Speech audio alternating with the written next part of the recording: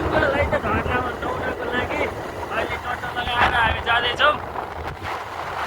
टोलीहरू पनि छैन अझै होइन। अहिले चाहिँ हामी सिङ्गल झर्ना नुहाउन जाँदैछौँ। त्यहाँ पुग्न पुरा लागेछौँ हामी चाहिँ। बाटो चाहिँ अति नै पक्का दामी रहेछ है। डर लागेको बाटो चाहिँ रियल गाउँ भाइब्स रहेछ क्या रियल रियल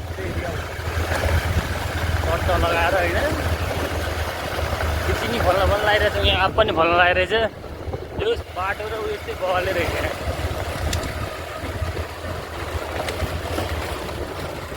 झर्नासम्म पुग्ने बाटो बनाइदिएको चाहिँ क्या अहिले नै बोलेर हामी टिभीमा राखेर गएको थियो। तर भाइब्स चाहिँ दामी रहेछ। ल सिन्दाबाट सिङ्गल झर्ना नआउने भनेर हामी निक्लेर आएको। अहिलेसम्म डेस्टिनेसनमा पुगेको छैन। सिधै सिधै सिधै सिधै सिधै सिधै सिङ्गल जाने बाटो यहाँ मुतन्द्र सब मुतन्द्रै राख्ने होला भाइहरूले। कसको तपाईँ गोजीमा होला चस्मा हराएर त्यहीँ हुन्छ उयो त्यहीँ भेटाउँछ त्यहीँ छ रहेछ नि त। धेरै हावा गफ हानेर हुन्छ त नि। कहाँ हरायो?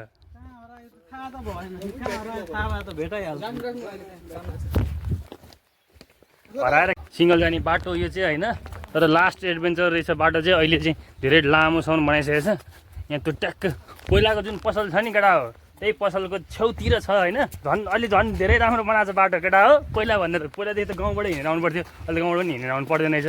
टक्क लगाएर यस्तो छ। अहिले चाहिँ हामी जाँदैछौँ। अनि अब त्यहाँ टक्क गएर नुहाउने हो। मैले चाहिँ पुरै व्यवस्था गरेर आएको छु त्यसको के अरे टावेल चड्डी सबैको। ल अब चाहिँ हामी जान्छौँ त्यहाँ सिङ्गलमा के अरे झर्नामा अलि टाढो छ नि त, 15 मिनट जति लाग्छ।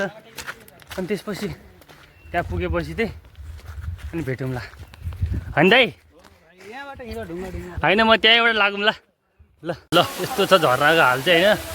पानी चाहिँ चिसो रहेछ, तर पानी फोर्छ। सिङ्गल आउनेहरूलाई चाहिँ भन्छ होइन पानी चाहिँ फोर्छ है केटा। ल नुहाइरहेको चाहिँ यहाँ मजा आइरहेको छ, मजा आउनु चाहिँ। तर हल्का पानी चाहिँ फोहोर भयो, अलिक जमे जस्तो भयो कि यो सुत्र त के छ पानी चाहिँ फोहोर भयो केटा। हामी चाहिँ नुहाइ गरेर पनि अब हामी जान लागेको है गाइज। ल हामी चाहिँ निक्लिएको अब, किनकि नुहाइ पनि भइसक्यो। अब चाहिँ हामी जानुपर्छ टक्क लगाएर चल्दिएको। अब चाहिँ केटाहरू अगाडि गइसक्यो, अङ्कलहरू अगाडि छन्। अब हामी चाहिँ लाग्दिएको है त। यहाँबाट चाहिँ अब डेस्टिनेसन हाम्रो हुनेछ घरतर्फ। अब बरगड हाउस जानु पनि पुरा भइरहेछ। अब बरगड हाउस जाने सुरु छ। बरगड हाउस जाने हो। टक्क लगाएर रेडी भइसक्यो हामी चाहिँ। अब चाहिँ हामी जान लागेको बरगड हाउस बन्न लागेको रहेछ यहाँ होइन। अब भोलि पर्सि आउँदा झन् सुविधा भेटिन्छ यहाँ। अलिअलि डेभलपमेन्ट जारी रहेछ यहाँ चाहिँ। अब हामी चाहिँ यहाँ फर्किँदैछौँ। अब स्नान गरिसक्यौँ हामी। अब स्नान गरिसकेपछि अब हामी चाहिँ घरतर्फ लाग्दैछौँ। अब आफ्नै गन्तव्यतिर हामी अगाडि बढ्दैछौँ है त। बाटो त यस्तो छ गम्भीर अवस्थाको होइन। अलिकति अप्ठ्यारो छ बाटो चाहिँ होइन। हामी हिँडेर लाग्दैछौँ है त। बाटोको अवस्था चाहिँ डेन्जरस छ। यो पानी आयो भने यो बाटो सबै यो हुन्छ होइन, पानी नै पानी हुन्छ। अहिले चाहिँ हाम्रो गन्तव्य यस्तो हिँड्दैछौँ। यहाँ हाम्रो यहाँ जनसङ्ख्याहरू त्यति छौँ हामी चाहिँ होइन। दाइ चाहिँ हाम्रो यहाँ कट्टुमा छन् फेरि होइन। पाइन्ट चाहिँ उता गएर माथि गएर डाँडामा गएर लाउने भनेको छन्। अब हामी चाहिँ पुरै रफ्तारमा हिँड्दैछौँ अहिले चाहिँ। ढुङ्गा बाटो केही नभनिकन।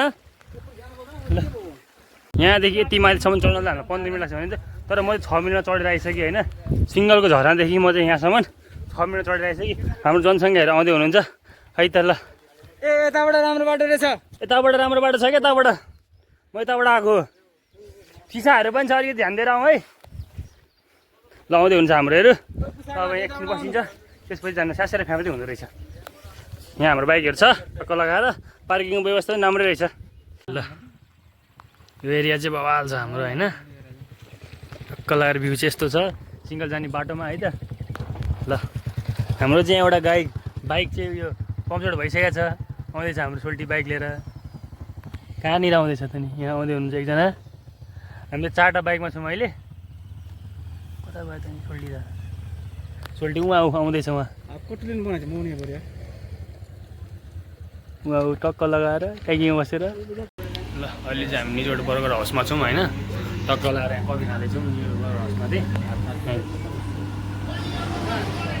ल हामी चाहिँ निक्लिसकेका छौँ बर्गर हाउसबाट होइन अब चाहिँ सिधै घर लाग्नुपर्छ टक्क लगाएर खाजा चाहिँ खाएर हामी निक्लेको हो अब चाहिँ सिधै नन स्टप घर लाग्नुपर्छ मसँग गोप्रो नभएको कारणले गर्दा चाहिँ मोटो भ्लग गर्न पाएको थिएन मैले होइन त्यही हो अब चाहिँ सिधै अब घरमा गएर होइन कम्पनीतिर जाउँछ ल हामी चाहिँ चट्ट लगाएर निजोडबाट निक्लिसकेका छौँ खाजा चाहिँ खाएर पनि है त ल मसँग चाहिँ गोप्रो नभएर हेलमेट नभएर मैले मोटो भ्लग गर्न पाएको छैन गाइजहरू होइन अब छिटै नै मोटो भ्लग पनि आउँछ होइन अब म एउटा प्लानिङ गर्दैछु हेलमेट किन्ने पनि टक्क लगाएर एउटा आउट किनेर चाहिँ म मोटो भ्लग पनि गर्छु अहिले चाहिँ अब मोटो भ्लग छैन गाइज है त त्यसरी नै मोटो भ्लग हुँदैछ हाम्रो ल गाइज अब सिधै नन स्टप सिमरा पुग्नुपर्छ है त ल यो सिमरामा यति धेरै लोड सेडिङ जाने भएको छ नि यो गुलमान घिसिङ गएदेखि लाइन बढी जान थालेछ गाइजहरू यति धेरै लाइन जान्छ नि अब कोही कसले के गर्ने हो होइन सिमरामा त झन् बिहान बेलुका दिउँसो राति होइन झन् राति झन् सुत्नै सकिँदैन यस्तो लाइन जान्छ अहिले पनि लाइन छैन यहाँ सिमरामा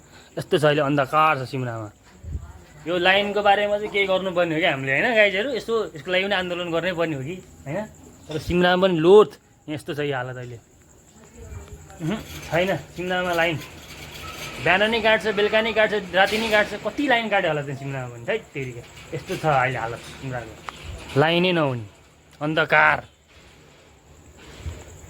ल म चाहिँ उताबाट घुमेर आएर पनि नुहाइ गरेर पनि फ्रेस भइसकेको छु अनि यहाँ बाइक पनि राखिसकेको छु होइन टक्क लगाएर यहाँ अब यहाँ मम्मीहरू सुत्ने व्यवस्था गर्दै हुनुहुन्छ होइन अनि अब खानसाना खान्छु म चाहिँ अनि त्यसपछि सुत्छु होइन अब के अरे रमाइलो भयो घुमेर आइयो रमाइलो भयो होइन सबैजना गएको थियौँ हामी रमाइलो नै भयो अब लाइनको चाहिँ अलिकति सिमरामा धेरै प्रब्लम भइरहेछ है त्यही भएर चाहिँ म यो लाइनको व्यवस्था मात्रै केही गर्नुपर्ने जस्तो लागिरहेछ होइन सिमरामा अलिक बढी लाइन कट्ने भएको छ आजभोलि चाहिँ यस्तै भयो रमाइलो भयो आजको दिन होइन भोलि अब के अरे मदर्स डे सबैलाई एडभान्समा सबै आमाहरूलाई ह्याप्पी मदर्स डे है ल यति भन्दै आजको लागि यति नै थ्याङ्क फर वाचिङ गाइज है त